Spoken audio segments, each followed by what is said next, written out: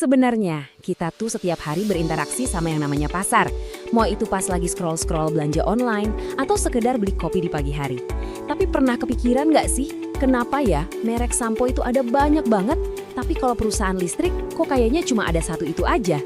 Nah, dalam pembahasan kali ini, kita bakal bedah tuntas kekuatan-kekuatan tak terlihat yang mengatur itu semua, yaitu pasar. Kayaknya sepele ya pertanyaannya, tapi ini justru intinya. Kenapa rak supermarket itu bisa penuh sama puluhan merek sampo, tapi giliran bayar listrik, ya udah kita nggak punya pilihan lain? Jawabannya ada di struktur atau cara pasar itu diatur. Dan itulah yang akan kita bongkar sama-sama sekarang. Jadi pasar itu apa sih sebenarnya? Paling gampangnya pasar itu ya tempat ketemunya penjual dan pembeli. Dulu banget mungkin yang kebayang itu pasar tradisional yang becek. Tapi sekarang pasar itu bisa ada di genggaman tangan kita. Semua platform e-commerce itu ya pasar raksasa di zaman modern. Oke, biar gampang kita coba bedah pasar dari dua bentuk dasarnya dulu. Ada yang bisa kita datangin langsung, bisa kita sentuh barangnya, dan ada juga yang cuma bisa kita lihat lewat layar. Yuk kita lihat bedanya apa aja. Nah, lihat deh tabel ini. Bedanya tuh kelihatan jelas banget di bagian interaksi.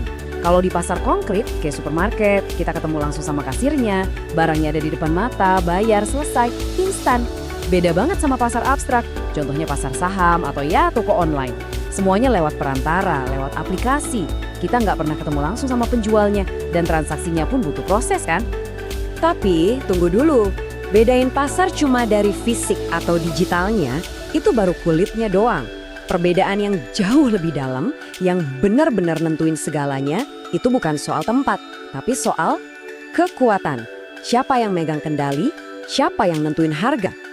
Coba deh bayangin, persaingan di pasar itu kayak sebuah garis spektrum. Di satu ujung, ada sebuah kondisi yang super ideal, yang hampir mustahil ada di dunia nyata. Nah, di ujung satunya lagi, ada realitas pasar yang kita hadapi tiap hari, yang aturan mainnya jauh lebih rumit. Yuk kita mulai dari ujung spektrum yang paling ideal, yaitu persaingan sempurna. Di dunia ini ceritanya penjual dan pembeli itu jumlahnya banyak banget. Saking banyaknya, nggak ada satu orang atau satu perusahaan pun yang bisa seenaknya ngatur harga. Konsep ini penting banget, karena ini jadi semacam patokan buat kita ngerti jenis pasar lainnya. Terus gimana sih ciri-cirinya?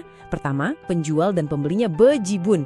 Kedua, barang yang dijual itu sama persis, identik. Contoh paling klasiknya tuh beras. Beras dari petani A sama petani B, ya sama aja. Makanya penjual di sini cuma bisa pasrah nerima harga pasar. Mereka disebut price taker. Siapa aja juga bebas memulai jualan beras atau berhenti jualan kapanpun. Gampang banget. Nah, ini nih yang harus kita ingat baik-baik. Pasar kayak gini tuh cuma ideal. Sebuah model di buku teks ekonomi. Berguna banget buat analisis, tapi di dunia nyata hampir nggak ada. Kenyataannya jauh lebih kompleks dan jauh dari kata sempurna. Oke, dari dunia ideal, sekarang kita loncat ke ujung spektrum yang satunya lagi. Dunia di mana semua kekuatan terpusat di satu tangan, di satu pemain. Selamat datang di dunia monopoli. Satu, cuma satu. Angka ini yang jadi kunci buat ngerti apa itu monopoli. Cuma ada satu penjual tunggal yang menguasai seluruh pasokan barang atau jasa. Nggak ada saingan sama sekali. Di pasar monopoli, si penjual ini jadi rajanya. Dia bukan lagi price taker, tapi price maker. Mereka lah yang bikin harga. Makanya kita nggak bisa nawar tagihan listrik kan? Buat perusahaan baru yang mau masuk, susahnya minta ampun. Hambatannya tinggi banget. Bisa karena aturan pemerintah, atau butuh modal yang luar biasa gede. Contohnya ya jelas, PLN buat listrik atau KAI buat kereta. Monopoli itu kesannya kan jelek ya, tapi ternyata ada sisi positifnya juga loh. Kalau dipegang negara jadi gampang diawasin. Atau monopoli karena hak paten bisa bikin perusahaan semangat berinovasi. Tapi ya risikonya juga gede, untungnya cuma buat satu pihak. Dan kita sebagai pembeli rentan dieksploitasi karena nggak punya pilihan lain. Oke, kita geser sedikit dari ujung spektrum tadi. Gimana kalau pemainnya bukan satu, tapi ada beberapa perusahaan raksasa yang menguasai pasar? Nah, ini yang kita sebut oligopoli. Intinya, oligopoli itu pasarnya dikuasai sama segelintir pemain besar. Dikit banget, biasanya bisa dihitung jari. Nah, karena pemainnya sedikit, mereka ini saling intip, saling mengawasi. Setiap langkah yang diambil satu perusahaan pasti langsung direspon sama pesaingnya. Contohnya, gampang banget ditemuin di sekitar kita. Coba dipikirin, merek mobil yang ada di jalanan, atau merek air minum kemasan, atau rokok. Di setiap industri itu, paling kita cuma bisa sebutin beberapa nama besar yang itu-itu aja kan? Nah, itulah oligopoli. Sisi baiknya, persaingan ketat antar raksasa ini bisa memacu inovasi gila-gilaan. Kadang kalau mereka lagi perang harga, kita sebagai konsumen bisa diuntungkan. Tapi sisi gelapnya, pemain baru susah banget masuk. Dan ada resiko mereka main mata. Diam-diam, kong kali kong buat nentuin harga bareng-bareng. Pernah ngerasa nggak sih, kok harga paket data dari provider A, B, sama C itu mirip-mirip banget? Akhirnya kita sampai di jenis pasar yang paling sering kita temui sehari-hari. Dan inilah jawaban dari pertanyaan kita di awal tadi soal sampo. Ini adalah pasar persaingan monopolistik, semacam campuran antara monopoli dan persaingan. Di sini penjualnya banyak, tapi beda sama persaingan sempurna. Produk mereka tuh nggak sama persis. Mirip, tapi beda.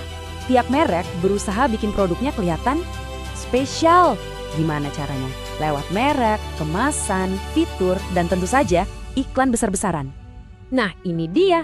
Lihat deh keranjang belanja kita. Sabun, shampoo, pasta gigi. Fungsinya sama kan buat bersih-bersih? Tapi merek A bilang bikin putih, merek B buat anti ketombe, merek C pakai bahan alami. Itu namanya diferensiasi. Sama juga kayak jasa pengiriman atau merek motor. Pilihannya banyak, tapi masing-masing coba jadi juara di benak kita. Buat kita sebagai konsumen, enaknya apa? Pilihannya jadi banyak banget. Selalu ada produk baru yang kreatif. Tapi, ada tapinya. Semua biaya iklan gede-gedean itu, ujung-ujungnya siapa yang bayar? Ya kita, lewat harga produk yang lebih mahal. Persaingannya juga brutal, yang bikin merek-merek kecil susah buat bertahan. Oke, kita udah ngebahas macam-macam jenis pasar. Terus, emangnya kenapa ini penting buat kita? Penting banget. Karena ini langsung nentuin seberapa besar kekuatan dan pilihan yang kita punya setiap kali kita mau beli sesuatu. Jadi intinya gini, struktur pasar itu bukan cuma teori ekonomi yang ribet, ini yang nentuin siapa yang punya kuasa, ini yang ngatur harga barang yang kita bayar, dan ini juga yang nentuin seberapa banyak pilihan yang kita punya di rak toko. Dengan ngerti ini, kita nggak cuma jadi konsumen, tapi konsumen yang lebih cerdas. Sekarang coba deh luangin waktu sejenak, ingat-ingat lagi seminggu terakhir ini. Waktu kamu belanja bulanan, bayar tagihan listrik, atau pesen ojek online. Setelah tahu semua ini, kira-kira pasar mana sih yang paling sering kamu masuki? Jawabannya mungkin bakal bikin kamu lebih melek sama dunia di sekitar kita.